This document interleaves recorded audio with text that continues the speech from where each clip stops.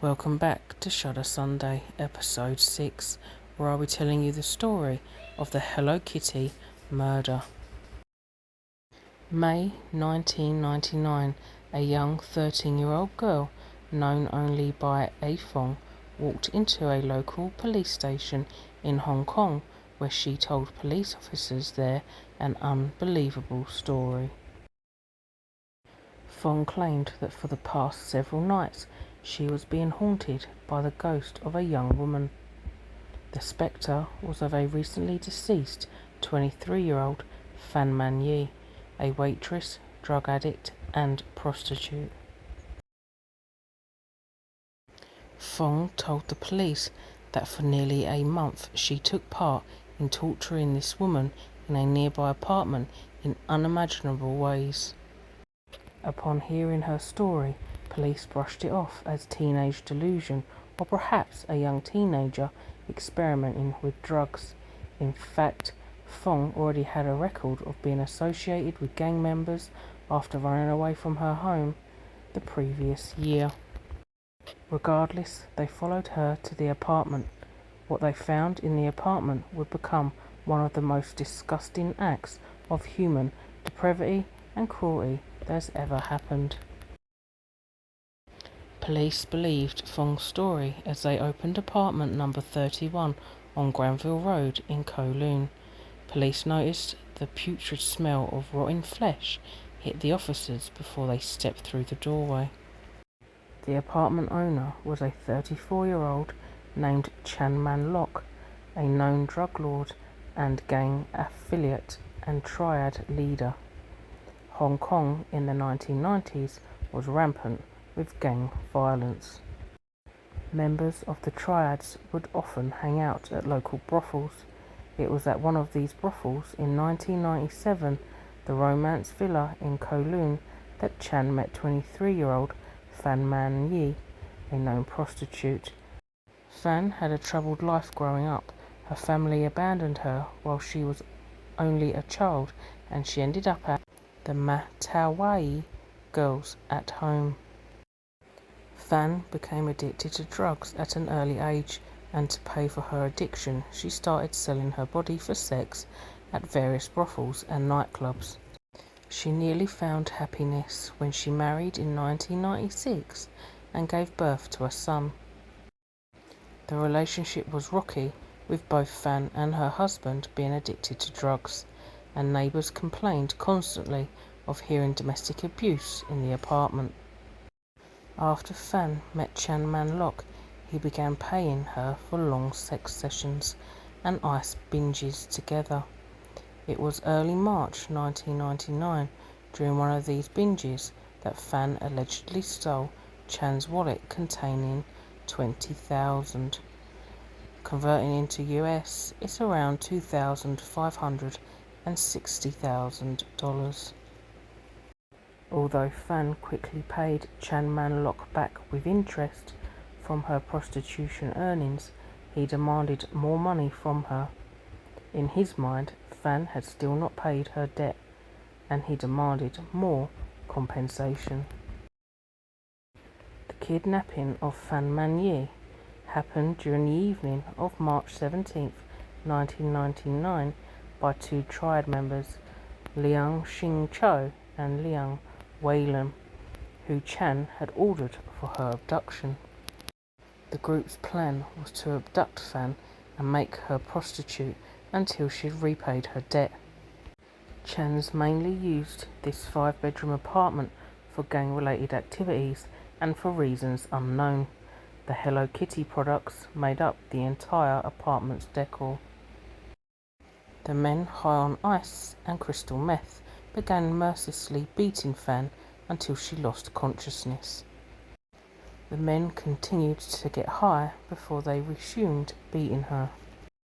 It was then when they realised that Fan could not make any money on the street, as the three men, bruised and beaten her. 13-year-old A Fong, who was there for most of the crime, detailed for the court what happened. During an entire month, the men kept Fan Man Yi alive and in and out of consciousness. First, Fong recalls the group tied her up, took off her shoes, and using plastic straws began melting the plastic on Fan's feet, causing blistering. The men did this for several hours before getting bored with the straws. They instead began holding the flame to her already blistered feet. Chili oil, vegetable oil infused with different chili peppers, poured into her blisters, her wounds, and her eyes. Every night when the gang slept, they would hang up their victim by her feet from a hook attached to the apartment ceiling. When the morning came, the men beat Fan with iron bars and a detached water pipe. They would again use the chili oil to maximize her pain. When Fan would drift out of consciousness, they would stop torturing her and play video games. 13-year-old Afong told the court they beat her all the time. They beat her when they were bored. They beat her for laughs. High on ice, the gang threw oyster sauce in her face and eyes, made her drink motor oil. They began urinating in her mouth and beating her senseless if she dared to spit it out. She was broken and playing with her wasn't so much fun after that, but we carried on anyway. There wasn't anything else to do. Fan was not being fed or given water. The 13-year-old tells police that once she defecated into a shoebox and the gang forced her to eat it. On April 15th, the four returned home from the arcade and clubs. It was the evening, so they rested before checking on their victim. When they awoke, they noticed Fan was no longer breathing and her body was cool to the touch. Fan Man Yi was deceased. The group panicked because police entered the apartment complex one floor below to investigate an unrelated rape case. Man Chan Lok ordered the entire group to work together and dispose of Fan's body in what Afong recalls, "Now she must be destroyed." They moved the corpse to the bathtub and starting with the head, and Chan began dismembering the body with a handsaw. Once Chan removed the head, he placed it into a pot of boiling water on the stove.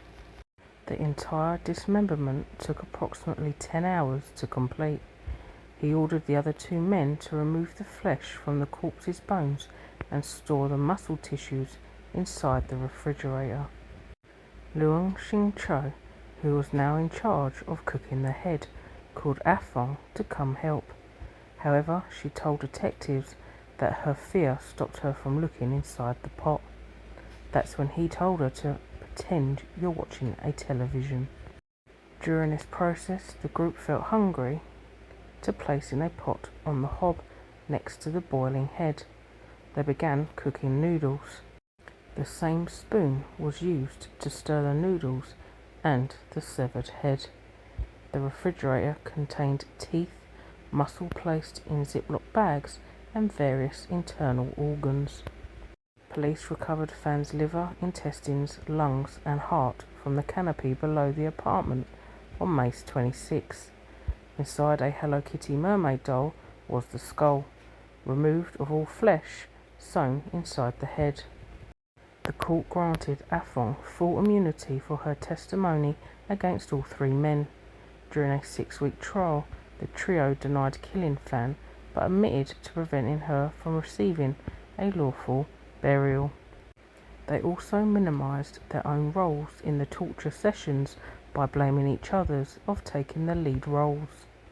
The defence team was nearly successful in convincing the jury that Fan died not of torture but a drug overdose, although Fan's husband testified she had stopped using drugs before having their son. The medical authorities could not determine the exact cause of Fan's death, so the jury refused to convict any of the three men with the murder. In December 2000, they sentenced 3 men to life in prison, with the possibility of parole in the year 2020. Thanks for watching. Leave a like and subscribe so you don't miss any more shuddering stories.